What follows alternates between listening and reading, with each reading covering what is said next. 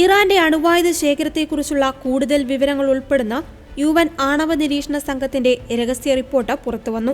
Iran uranium സമ്പുഷ്ടീകരണം നടത്തിയെന്നും ഇതിൽ നിന്ന് പിന്മാറുവാനും അതനുസരിച്ചുള്ള നടപടികൾ സ്വീകരിക്കുവാൻ ടെഹ്റാനോട് UN ആണവ നിരീക്ഷണ സംഘം ആവശ്യപ്പെട്ടു. US പ്രസിഡന്റ് ഡൊണാൾഡ് ട്രംപ് ഇതേക്കുറിച്ച് ചർച്ച നടത്തുന്നതിനിടയിലാണ് തന്ത്രപ്രധാനമായ ഈ റിപ്പോർട്ട് പുറത്തുവന്നത്.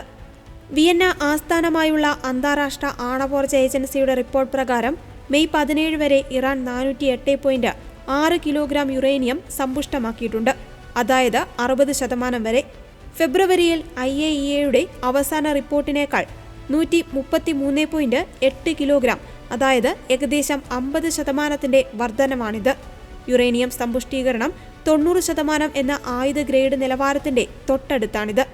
അണുബോംബ് നിർമ്മിക്കുവാൻ ആവശ്യമായത് 90% യുറേനിയം സമ്പുഷ്ടീകരണമാണ്. ഇറാന്റെ ആണവ പദ്ധതി സമാധാനപരമല്ലെന്നും ടെഹ്റാൻ തങ്ങളുടെ ആണവായുധ പദ്ധതികൾ പൂർത്തിയാക്കുവാൻ ദൃഢനിശ്ചയം ചെയ്തിട്ടുണ്ടെന്നും ഇസ്രായേൽ പ്രധാനമന്ത്രിയുടെ ഓഫീസ് പുറത്തുവിട്ട പ്രസ്താവനയിൽ പറഞ്ഞു. ഇറാൻ ആണവായുധം സ്വന്തമാക്കാൻ ശ്രമിക്കുന്നതായി അമേരിക്കയും ഇസ്രായേലും മറ്റു പാശ്ചാത്യ രാജ്യങ്ങളും ആവർത്തിച്ച് ആരോപിച്ചിരുന്നു. അതേസമയം ഇസ്രായേലിനെ നശിപ്പിക്കുമെന്ന് ഇറാൻ പ്രതിജ്ഞയെടുത്തിട്ടുണ്ടെന്ന വാർത്തകളും പുറത്തുവരുന്നുണ്ട്.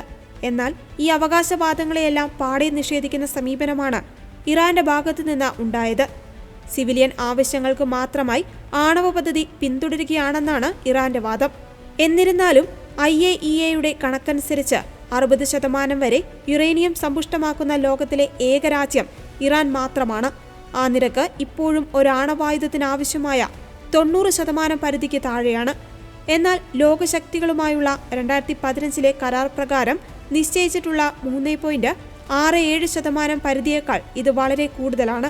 ഇറാൻ യുറേനിയം സമ്പുഷ്ടീകരണം ഇനിയും വർദ്ധിപ്പിച്ചാൽ അത് ലോകം നേരിടാൻ പോകുന്ന വലിയ വെല്ലുവിളികളിൽ ഒന്നായിരിക്കും.